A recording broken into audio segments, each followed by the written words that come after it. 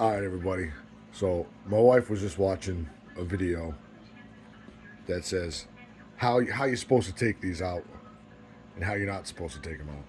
So for everyone that knows, we've always been trying to pull them out through the top, or you sit here, you twist one out. I guess there's a way easier way. My wife is going to show us this tab. You pull the tab. Guess what? Oh, there's one. Oh, you pull it all the way. There's two. There's three. Look how easy that was. We have been doing it wrong for all these years. Oh my God. What the oh.